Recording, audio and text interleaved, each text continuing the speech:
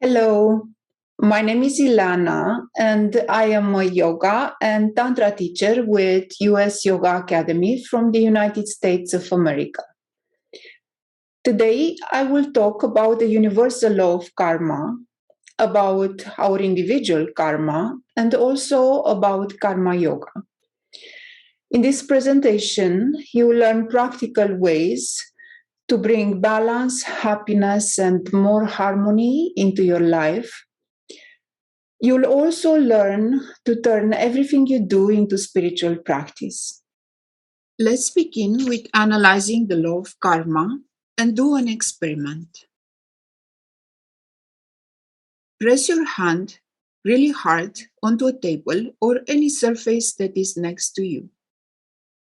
You will obviously feel pressure on your hand, and your hand will change its shape, being flattened. The pressure you feel is not your action upon the table. What you feel is the force applied by the table upon your hand. This is, in fact, the reaction to your initial action. This reaction is a force which is equal and opposite to your action and therefore is directed upon you. In physics, this is called the law of action and reaction. In philosophy, the law of cause and effect. In spirituality, this is the law of karma. These are just different names for the same universal law. Let's see what we can learn from our little experiment. First of all, everything we do generates reactions or consequences. This is like when you eat the last chocolate biscuit and then suffer dramatic chocolate cravings the next day. We can never feel directly how others or the world experience what we do. We can maybe see the effect of our actions, like, for example, you see a chair moving because you pushed it. Nevertheless, we do not experience directly our own actions.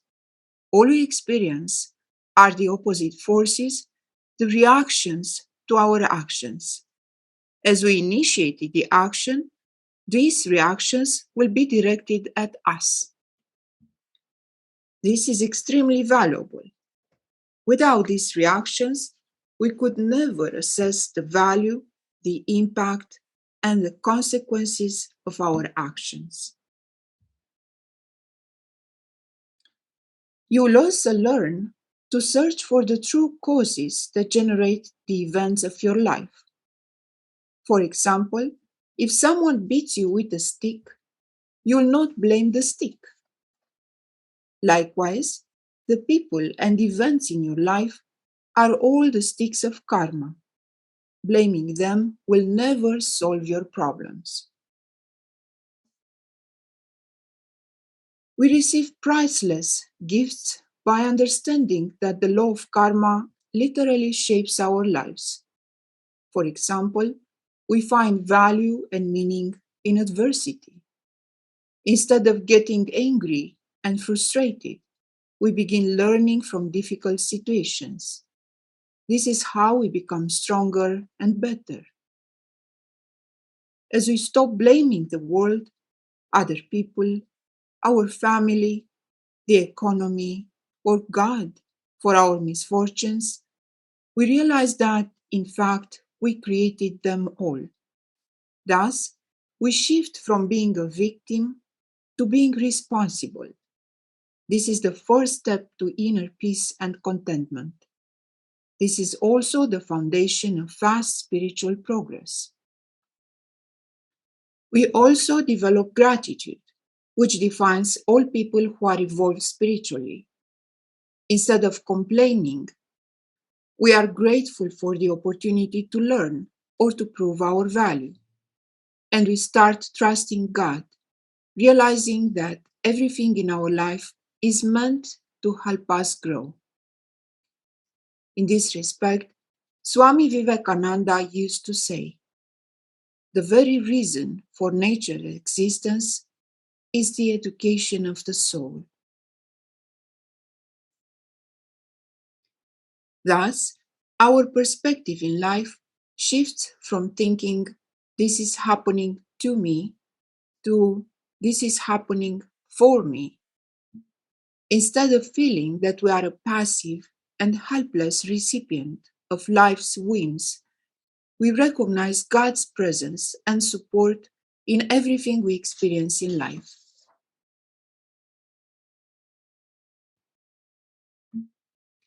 Let's move now from the law of karma, which is a universal law, to a more personal level and see what our individual karma is.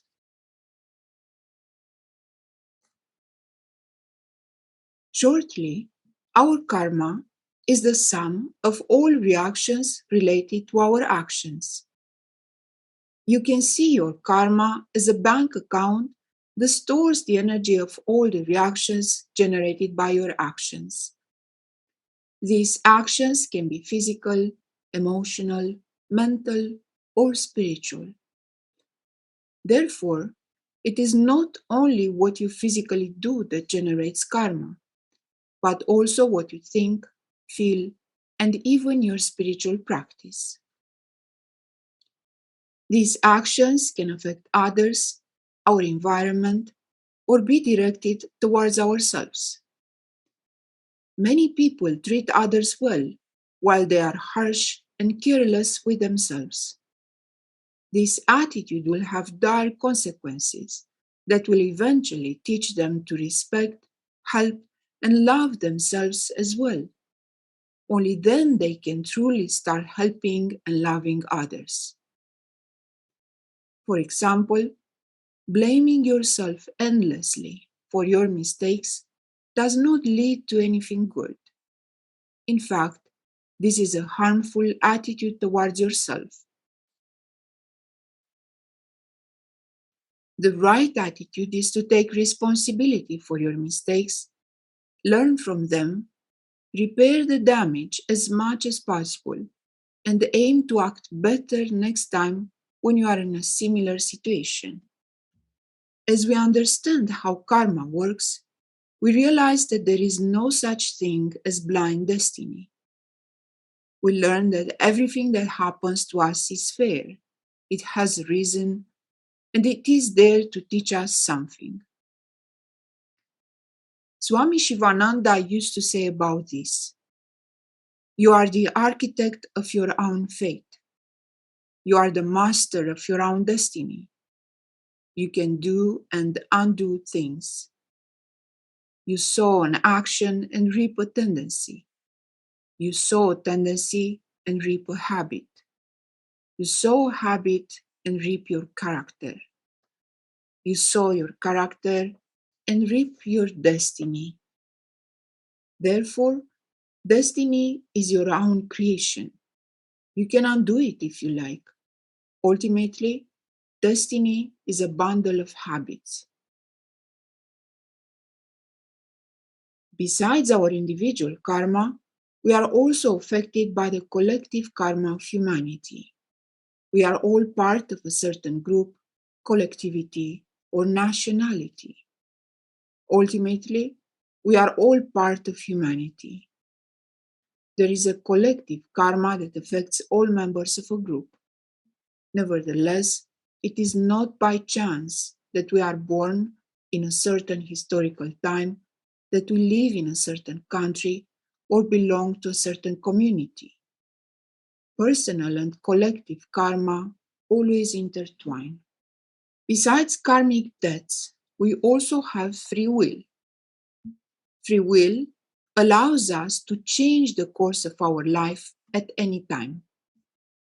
We can choose to react wisely to life events instead of following our instincts and emotional patterns. By engaging our free will, we can stop or modify the manifestations of our karma and how they affect us. By engaging our free will, we can modify our destiny. Consciously or not, we always make choices in life. Believing in predestination is simply refusing to see this simple fact. Stephen Hawking said about this, I have noticed that even the people who claim that everything is predestined and that we can do nothing to change it look before they cross the road.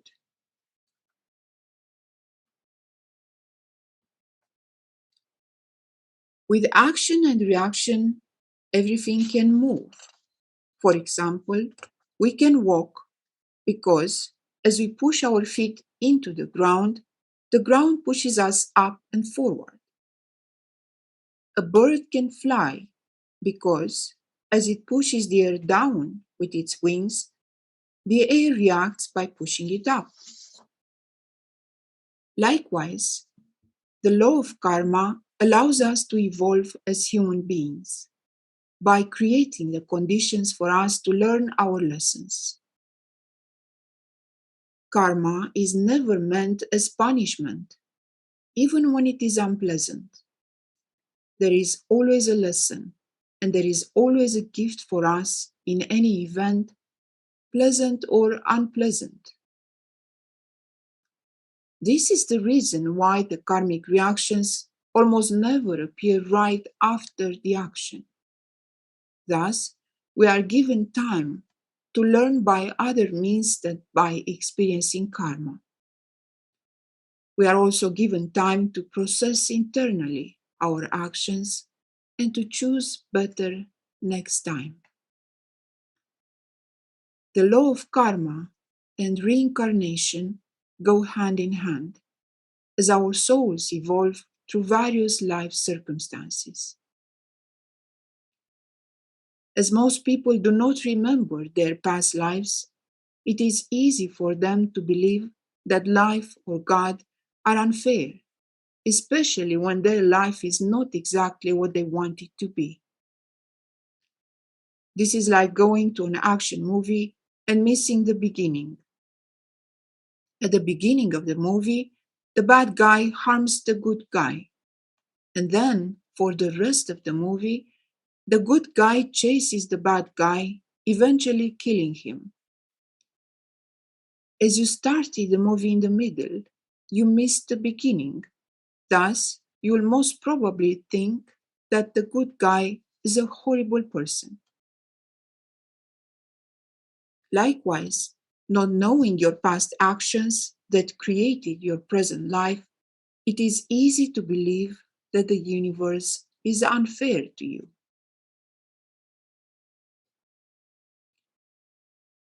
Spiritual liberation, which is the highest achievement on any spiritual path, involves freeing ourselves from the chains of karma. That's why it is called liberation. In other words, we have learned our lessons and our soul is not enchained anymore by fears, attachments, and ultimately by ignorance.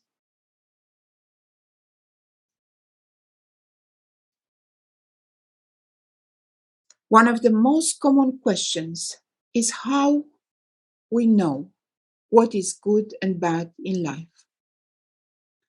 From a spiritual perspective, karma is good when it allows us to evolve spiritually, and it is bad when the opposite is the case. Thus, when our life circumstances push us forward on our spiritual path, our karma is good. However, that does not necessarily mean that we are rich, beautiful, healthy, or have no problems in life. Of course, we can be all this and still have a tremendous spiritual aspiration, but this is not always the case. When our life circumstances push us towards wasting our life with meaningless activities that give us no spiritual gain, our karma is bad.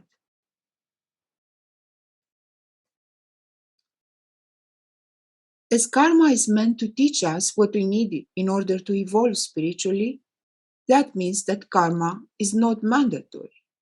We can burn or avoid our karma by learning our lessons through other means than suffering the consequences of our actions.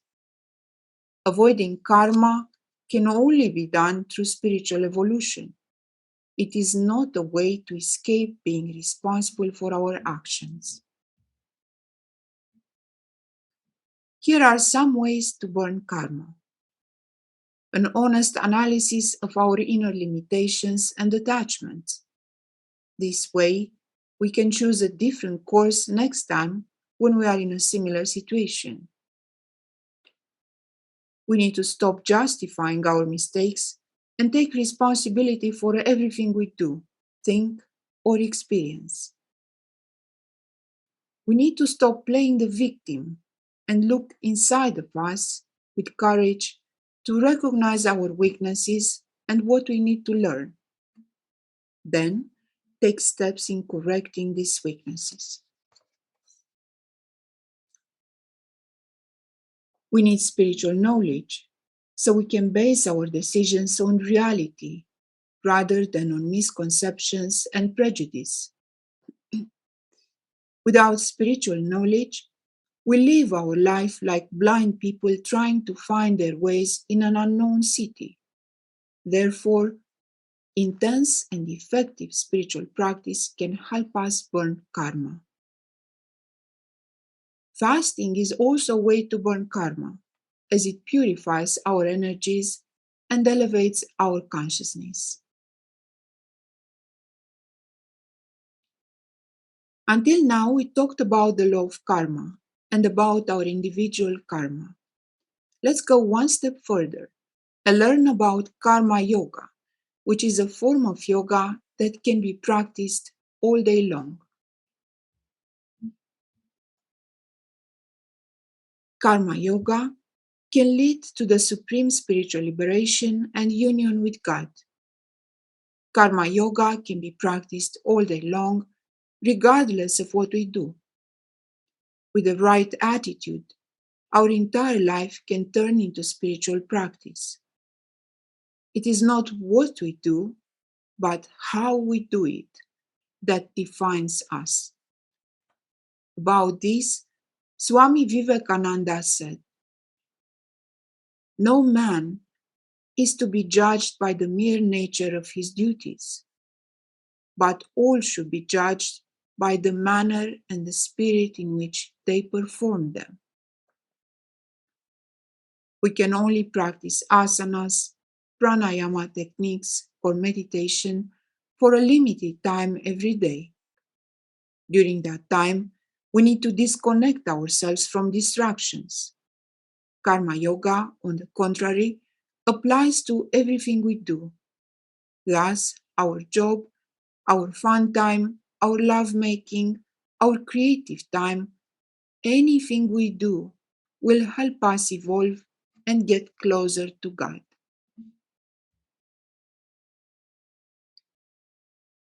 Karma yoga teaches us how to perform our actions without creating karma, while being a channel for God. It is easy to see the value of this practice. Without it, even if we are good people, we still create good and pleasant karma that is mandatory and enchains us.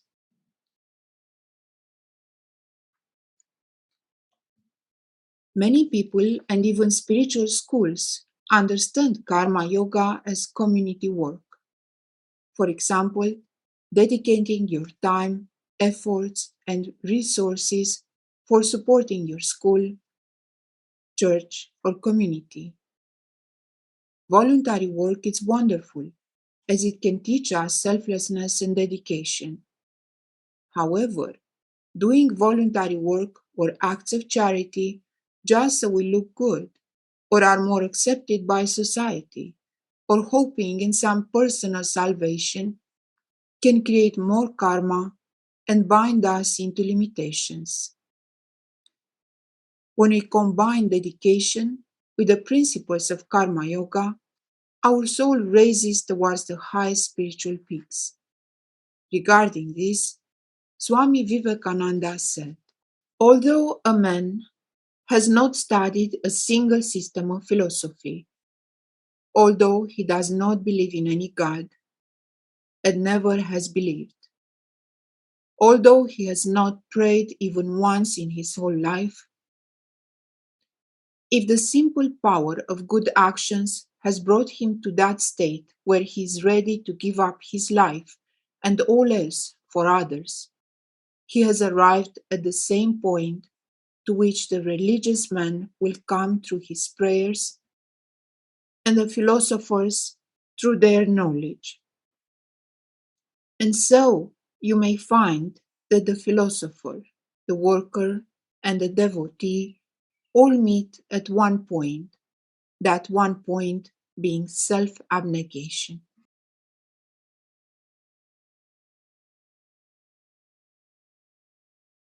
Let's see now what the principles of Karma Yoga are. In other words, how to act without creating karma. First, we must have a good intention. It is the intention that creates the karma. For example, if our intention is to harm someone, but we don't succeed in doing it, we still generate karma of suffering. We may, of course, wonder what a good intention is. A good intention follows all moral and spiritual principles as you know and understand them right now at your current level.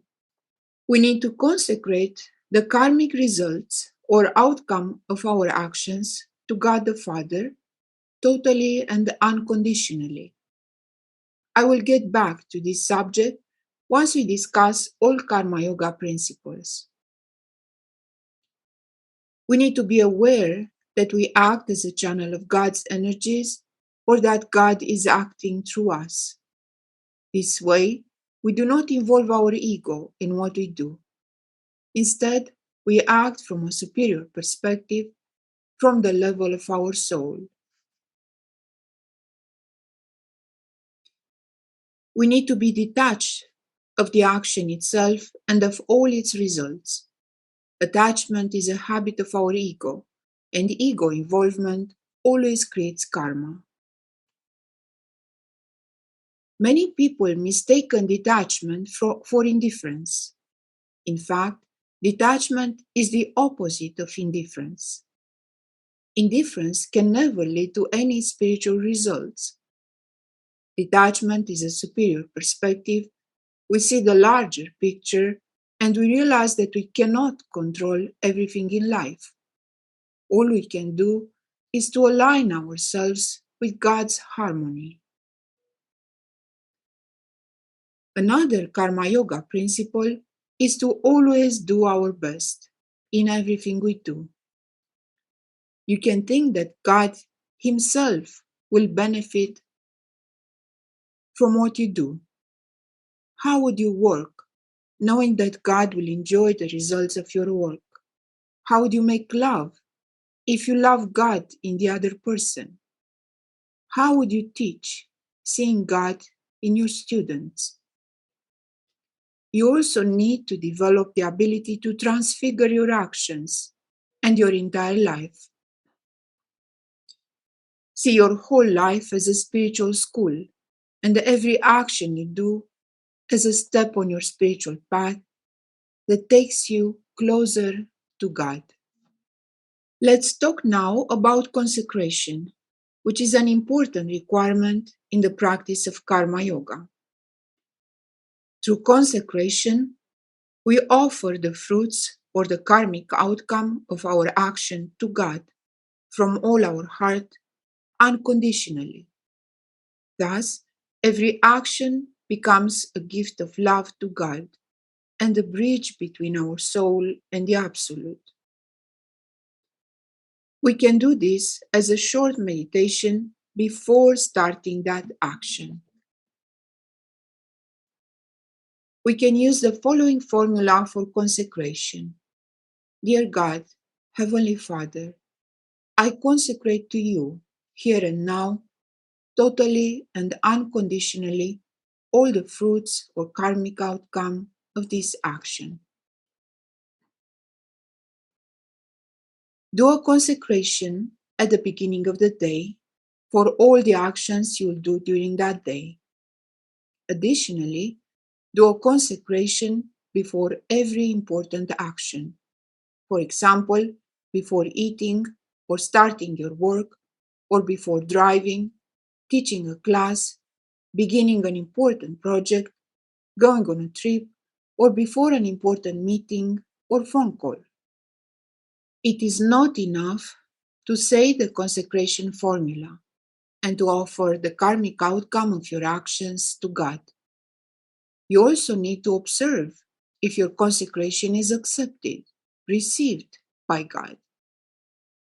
You will experience the positive response to your consecration as a distinct downward flow of energy from the top of your head, along your spine, sometimes reaching down to your feet.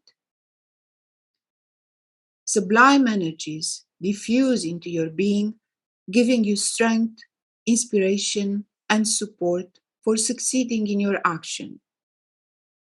These energies induce a feeling of sacredness, of holiness, making you feel closer to God and to your Supreme Self, ATMAN. A consecration lasts for 3 to 5 minutes. Maintain awareness of the specific energy support during the action. Consecration alone is not enough.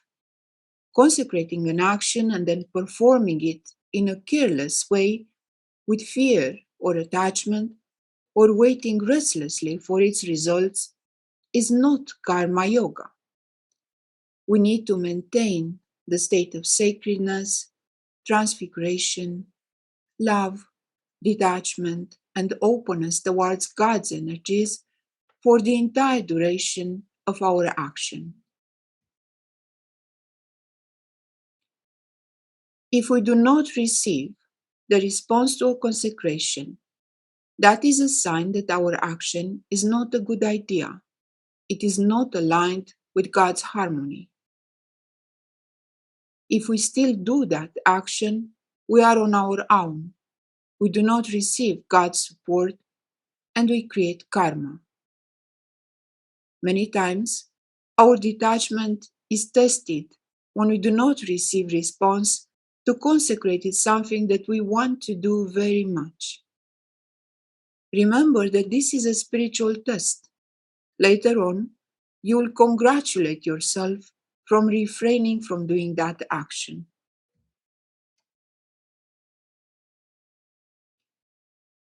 Karma yoga is universal.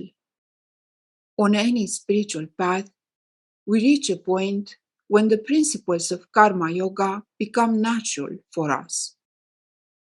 Saints of all religions and spiritual masters of all traditions have shared their wisdom that aligns perfectly with karma yoga. For example, Saint Simon, a Christian ascetic who lived around 400 AD, used to say, "If you want to be saved, begin to work as follows. Having established perfect contemplation in your heart, act in everything with a pure conscience as though in the presence of God."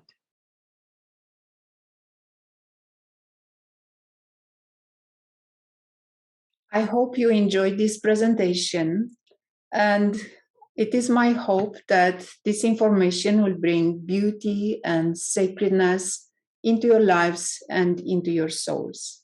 Thank you for your attention.